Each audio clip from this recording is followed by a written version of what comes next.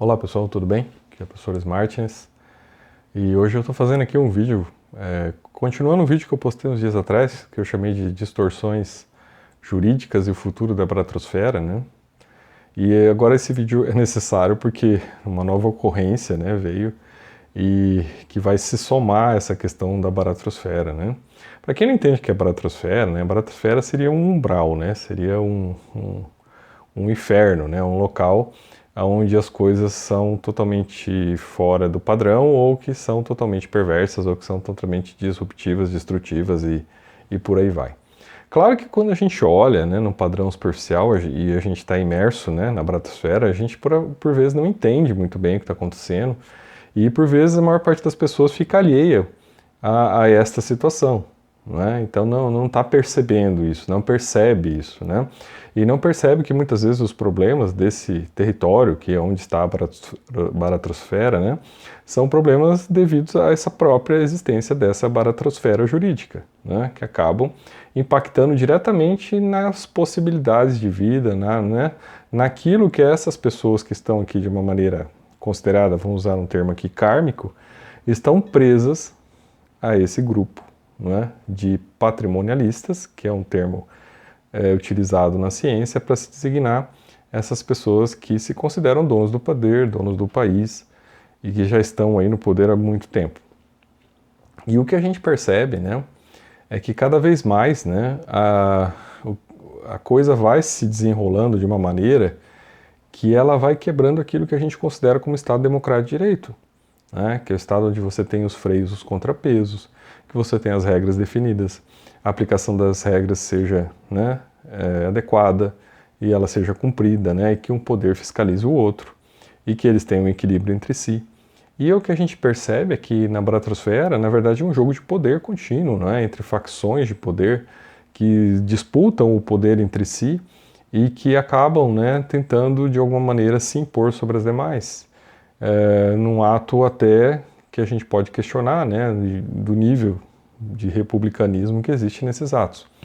Porém, né, o que cabe a gente, né, que somos aqui como passageiros, meros observadores, né, e pessoas que talvez olhem isto, né, e sintam talvez uma dificuldade em interagir com essa situação e até questionem por que deveria se preocupar com isso, já que isso não tem uma solução, né, é que na verdade nós estamos aqui, né, enquanto co-passageiros, para demarcar, né, para marcar essas pessoas, né, eles estão marcados, né, então é uma marcação kármica que se faz essas pessoas, né, eles estão identificados e como tal, a partir do momento que eles são expostos, né, a responsabilidade deles está caracterizada, né, a responsabilidade pelos erros ela está demonstrada, eles não podem mais dizer que não sabiam, que fizeram sem saber, que fizeram porque não entendiam.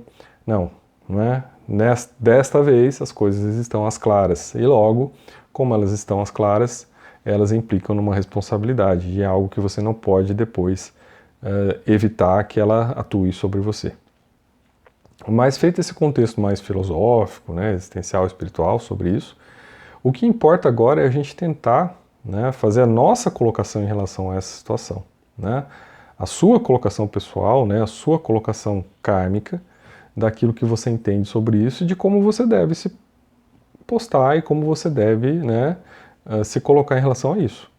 Então a gente percebeu, né, nessa ocorrência específica, né, primeiro começou tudo lá com um deputado que vai para a mídia e começa a falar um monte de coisa contra o STF, né, destilar toda uma agressividade contra os ministros, né, contra a instituição, contra a própria existência, né, do Estado Democrático de Direito e a existência do Supremo Tribunal Federal, e exacerba aquilo que ele tem e que é considerado como imunidade parlamentar, né, que é a livre expressão das suas próprias palavras.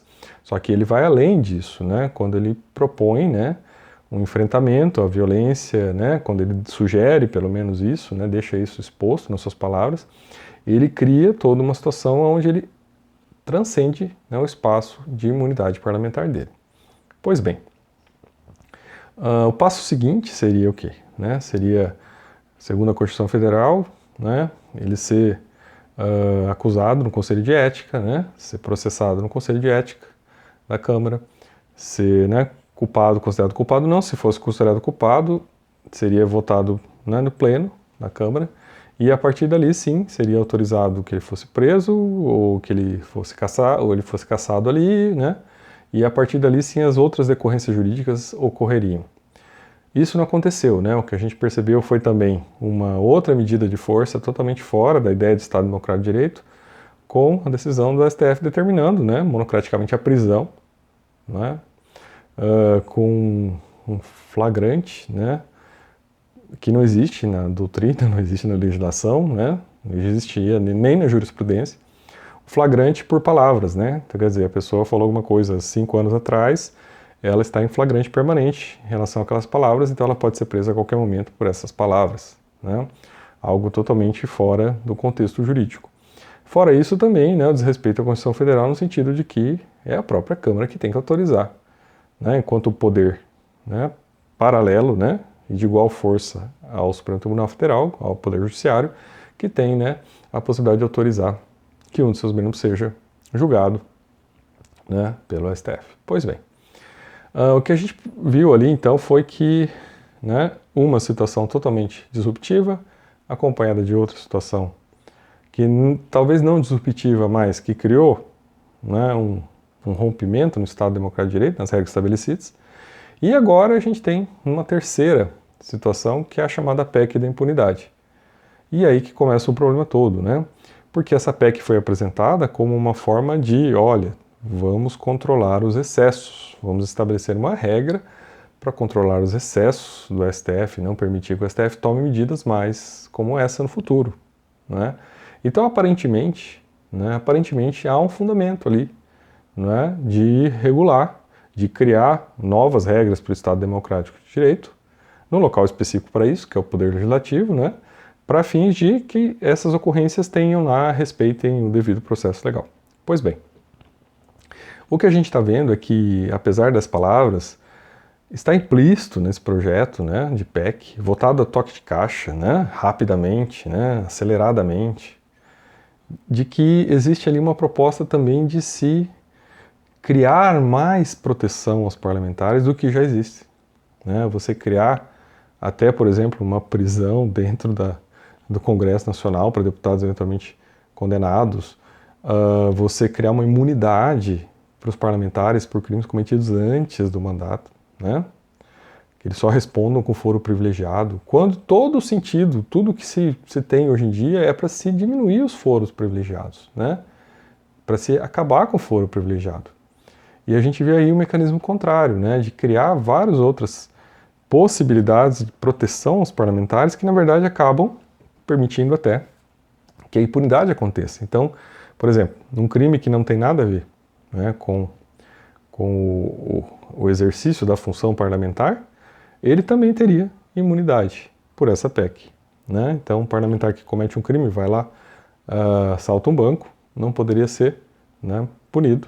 Por quê? Porque ele está protegido pela imunidade. Então, a gente percebe que por trás das coisas, mais uma vez, né, vem aí essas questões da baratrosfera jurídica, né, onde a gente percebe que não está sendo buscado ali, né, a recomposição do equilíbrio do Estado Democrático de Direito, mas sim a imposição de uma nova, né, forma de romper com o Estado Democrático de Direito, com as regras estabelecidas, né, propor um novo desequilíbrio no sistema. Hoje, então, houve, né, uma obstrução, não houve a possibilidade de votação, mas amanhã isso aí volta, né, e há muitos deputados que se dizem aí, né, defensores, que se dizem conservadores, defensores, né, da lei, da ordem, mas que estão, né, aptos a votar, estão defendendo essa PEC da impunidade, com todas essas regras. Então se estranha muito isso, né, e nós aqui, observadores, então, da baratrosfera jurídica, né, temos que nos colocar contra isso. E é isso que eu vim aqui chamar vocês, né, a consciência do ato de entender que uma coisa é se estabelecer limites para a ação, né, que foi equivocada, né, que foi errada do STF. A outra coisa é se aproveitar essa situação para se criar, né, mecanismos de proteção à impunidade, para se criar um espaço sem limites.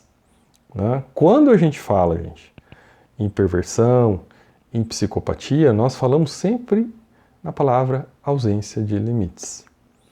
E o que nós percebemos, né, quando algo é criado dessa maneira, né, com o verniz de algo positivo, mas com algo encoberto ali, nós estamos percebendo que há algo que não cheira bem, né? Algo que está além daquilo que era esperado e que visa, né, retirar os limites, colocar limites, né, no outro poder para que ele não possa mais estabelecer limites a este poder.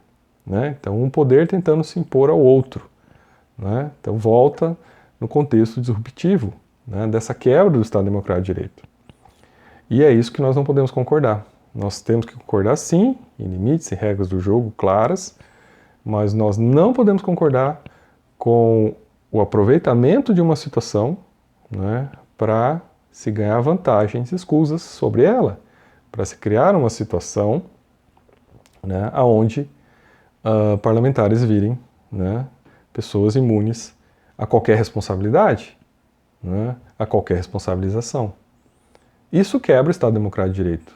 Né? Isso é um rompimento da ideia de repartição, de equilíbrio, de ponderação entre poderes. Não é para isso, né, que nós, né, estudamos tanto em direito, não é para isso que nós, né, lutamos tanto para que as coisas sejam aplicadas. Então, requer que vocês se posicionem, requer que vocês tomem o seu posicionamento e que colaborem, né, para que nós possamos fazer uma pressão, para que nós possamos entrar em contato com os deputados e evitar que isso aconteça, né, que isso seja reduzido, né, que essa PEC seja limitada. Então, esse é o chamado, espero que todos tomem consciência e que vocês colaborem, né, porque nós somos copassageiros da baratosfera jurídica, não tem o que fazer. O que nós podemos sim é fazer essas atuações aqui, né, para que nós possamos tentar evitar o pior. Eu acho que é isso que está nas nossas mãos, é isso que a gente pode fazer. Então, conto com a sua colaboração. Até a próxima.